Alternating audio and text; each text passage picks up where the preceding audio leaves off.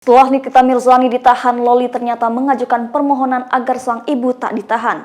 Pada surat itu, Loli mengajukan permohonan pada Direktur Riset Cyber Polda Metro Jaya untuk mempertimbangkan penangguhan penahanan Nikita Mirzani.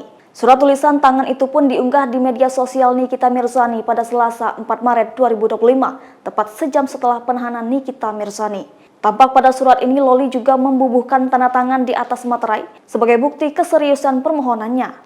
Isi surat tersebut menyebut bahwa Nikita Mirzani adalah orang tua tunggal dan merupakan satu-satunya tulang punggung keluarga. Oleh sebab itu, Loli berharap penahanan ibunya bisa ditangguhkan. Apalagi dengan status Nikita Mirzani sebagai single parent dan memiliki 3 orang anak. Loli tentu kasihan dan sedih dengan status ibunya jika harus mendekam di penjara. Selain meminta pertimbangan penangguhan penahanan, Loli dalam surat itu juga memastikan bahwa ibunya akan bersikap kooperatif dan tidak akan menghambat jalannya proses hukum. Putri sulung Nikita Mirzani itu bahkan membuat daftar jaminan. Di antaranya adalah memastikan bahwa sang ibu tak akan melarikan diri, menghilangkan barang bukti hingga mengulangi perbuatannya.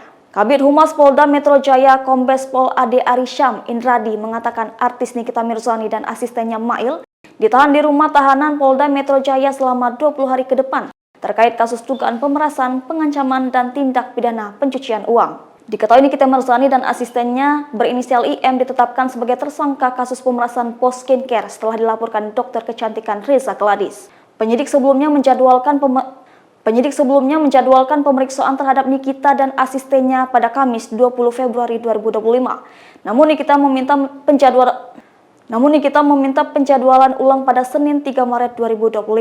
Nikita Mirzani dan asistennya berinisial IM baru memenuhi panggilan polisi Selasa 4 Maret 2025 kemarin. Nikita tiba di Polda Metro Jaya pada pukul 10 dan langsung menjalani pemeriksaan. Ibu Loli terjerat 3 pasal sekaligus, yakni pengancaman dan pemerasan melalui media elektronik sebagaimana diatur dalam pasal 27P ayat 2 dan juga pasal 45 ayat 10 Undang-Undang ITE dengan ancaman paling lama 6 tahun. Kemudian pasal 368 KUHP dugaan tindak pidana pemerasan dengan ancaman pidana 9 tahun. Sementara juga pasal 3, 4, dan 5 tentang TPPU tindak pidana pencucian uang dengan ancaman maksimal 20 tahun penjara. Download Tribun X sekarang.